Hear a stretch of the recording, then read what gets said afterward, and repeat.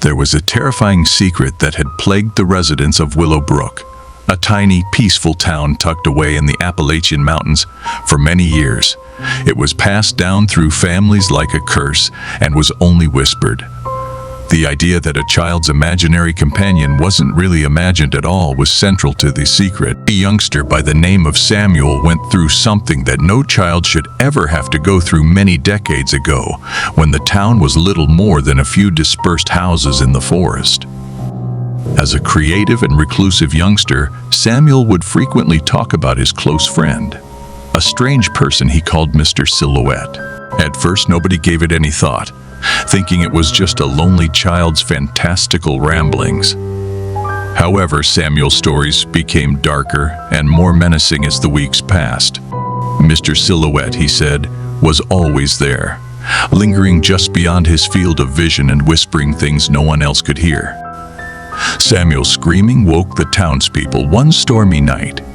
They arrived at his family's house in a hurry and saw a horrific scene. Samuel's eyes were wide with fright as his body lay lifeless on the ground, seemingly having experienced the very essence of fear. There was no sign of Mr. Silhouette. The residents of the community became more and more superstitious after that night, fearing that their children would bring the same evil force into their lives. Parents forbade their kids from having imaginary friends. However, parents may not always be able to manage a child's imagination. Over time, the lore around Mr. Silhouette evolved into a spooky tale shared around campfires. However, as is often the case, Emily, a little girl, was overcome by her curiosity. Although she'd heard the stories like many kids her age, she'd also had a plaything imaginary companion she called Lady Aurora. Emily's parents watched over their daughter closely because they were aware of the troubled past of the area. It was their hope that Emily's phantom acquaintance was merely a fantasy. But as the weeks passed, they were aware of the same worrisome signals that Samuel's parents had long since recognized. Emily began to chuckle strained, toss, and turn restlessly in her sleep. Once more, the community was rocked by spine-tingling cries one fateful night. They hurried to Emily's room and discovered that mysterious patterns, scrawled in crimson, covered the walls. The girl was crouching in a corner, her eyes wide with terror as she uttered unintelligible words. "Lady Aurora is real," she said in a low voice. Fear and paranoia engulfed the town in the days that followed. The eerie folklore surrounding Mr. Silhouette had made a comeback to Willow Brook, raising the possibility that he wasn't just a harmless phantom, but rather a cunning predator of defenseless kids. The residents of the town came together in a desperate attempt to keep their kids safe and looked to the community's past for solutions. Through fading records and dusty old journals, they discovered the horrible reality. Mr. Silhouette was not an imaginary friend. Rather, he was a wicked demon who had haunted their town for ages, feeding off the naivety of young people. With their newfound understanding, they came up with a scheme to permanently exile Mr. Silhouette deep in the heart of the mountain, in a place long forgotten. A ritual was carried out to imprison the dark spirit. The horrific past of Willow Brook would stay a horrifying secret, kept hidden to safeguard future generations, and the town would never discuss Mr. Silhouette again.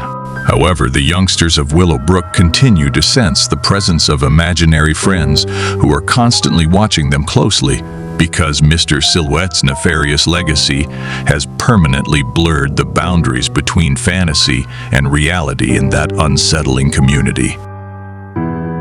Nestled inside each home's mirror was a lurking evil that was latent in the sleepy suburban community of Millbrook. This force has been waiting patiently for the perfect opportunity to attack for generations. The people of Millbrook had no idea that the mirrors in the mirror were more than just reflections. They were doors to alternate realities where doppelgangers jealous of their existence lived. It all started with Emily, a reclusive single lady who lived in a quaint home on the outskirts of town.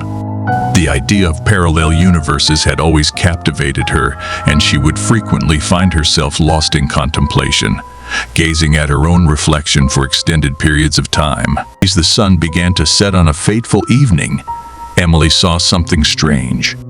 She saw her reflection blinking. She stared back, startled, and her reflection exactly mirrored her. A terrifying understanding that her reflection was sentient made her heart accelerate. Emily heard the reflection in the mirror, identifying herself as Emra, speaking in a quiet, menacing voice. It turned out to be from another universe, one where Emily's life had taken a dark and envious turn. Emily's reality was invaded, her place taken, and her life taken by Emra and her parallel counterparts from other realms. The days went by, and Emra's power increased. She started to control Emily's life, pushing her to the verge of insanity, undermining her career, and inciting people to turn against her. Emily's once vibrant existence turned into a nightmare as her health declined. In her desperation to save herself, Emily read up on paranormal subjects and came upon an old ritual that could break the link between her world and the evil parallel realms. Equipped with this understanding, she set out on a torturous expedition to lift the curse. But the more Emily studied the rite, the more desperate the parallel reflections became. They started to take on the identities of the locals in other mirrors around Millbrook. Emra's dark purpose was served by the terrifying doppelgangers that took the place of friends and relatives. When the ritual's night came, Emily found herself in front of a mirror that contained the secret to her deliverance. The reflection in the mirror twisted and distorted as she started to chant the incantation, unleashing a thunderous scream. Glass fragments flew in all directions when the mirrors broke. Emily's world was engulfed in a bright, otherworldly light when the last mirror broke. When it passed, she saw that she was standing in a warped, terrifying replica of Millbrook. The reality she knew had changed irrevocably, and the parallel reflections had been erased. Anyone who dared to consider the mysteries of the mirrors was forewarned of the catastrophe that had transpired in Millbrook. Even though they appear to be innocent, the reflections of ourselves in the mirror could be hiding evil secrets from other worlds that are plotting to usurp our position here. It was a stormy night, the kind that cast ominous shadows even in the brightest of places. In the heart of the city, James, a middle-aged Uber driver, navigated through the rain-slicked streets, following the pulsating dot on his GPS. He had seen his fair share of strange passengers, but what awaited him that night would challenge the very limits of his courage. The ride request had come in from an obscure part of the city, a place he had rarely ventured into. The address was in a decaying, dimly lit neighborhood, a labyrinth of eerie silence and flickering streetlights. James pulled up to the address, a dilapidated building that seemed to leer at him from the darkness. A figure stood on the rain-soaked sidewalk, their face obscured by a hood. The passenger's profile photo showed nothing more than a shadowy silhouette. Despite a shiver of apprehension that crawled up his spine, James rolled down the window. "Your Uber, right?" he called out, his voice carrying the weight of unease. The hooded figure nodded and in a soft, haunting voice replied, "Yes, I've been waiting for you." James unlocked the car doors and the stranger slipped into the back seat. As the figure settled into the darkness, he noticed the passenger's unnaturally pale hands. Something about this whole situation didn't sit right with James, but he couldn't put his finger on it. He cleared his throat. "So where to?" The hooded passenger didn't answer immediately. They simply extended a skeletal hand, pointing towards an even more obscure part of the city, a place that was beyond the reach of the GPS map. A feeling of dread clawed at James's chest. "I can't take you there." "The GPS doesn't have that location," he stammered. The passenger's voice grew even more unsettling. "You will find your way." James hesitated, but the stranger's gaze was locked onto his through the rearview mirror. A sense of impending doom washed over him, as if he were a puppet being controlled by an unseen hand.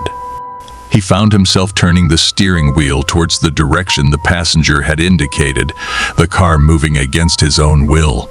The journey led them deeper into the labyrinthine alleys of the city, where dilapidated buildings and flickering streetlights painted an eerie landscape. The rain continued to pour, creating a disorienting, distorted reality. James could feel a sinister presence in the car, a suffocating darkness that enveloped him. Finally, they arrived at an abandoned industrial complex, a place where echoes of forgotten industry whispered secrets of a distant past. The passenger instructed James to stop, and with a trembling hand, he pulled to the side of the road. In the rearview mirror, he saw the hooded figure slowly raise its head, revealing a pale, gaunt face with sunken eyes that seemed to glow in the dim light. "What do you want?" James managed to ask, his voice quivering. The passenger leaned closer, and the stench of decay wafted from the back seat. "You've taken me where I need to be," the eerie voice hissed.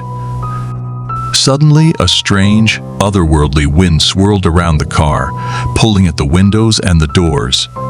Panic gripped James as he struggled to unlock the car and flee. But the doors remained locked, and the passenger's eyes bore into his, hypnotizing him with their malevolence.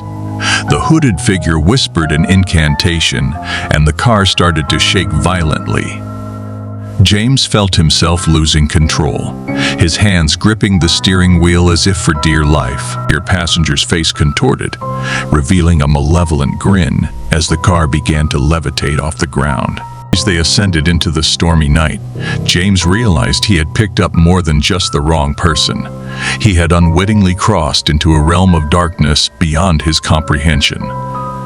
He had entered a world where the lines between reality and nightmare blurred, and where the passenger was not human, but something far more sinister. The car disappeared into the tempestuous night, a lost echo in the storm, leaving behind only the chilling knowledge that some encounters with the unknown can lead to a fate worse than death. And James, the hapless Uber driver, might never live to tell the tale of his nightmarish journey. If you are interested with our horror and scary stories, don't forget to subscribe our channel and like the video. Thanks for watching.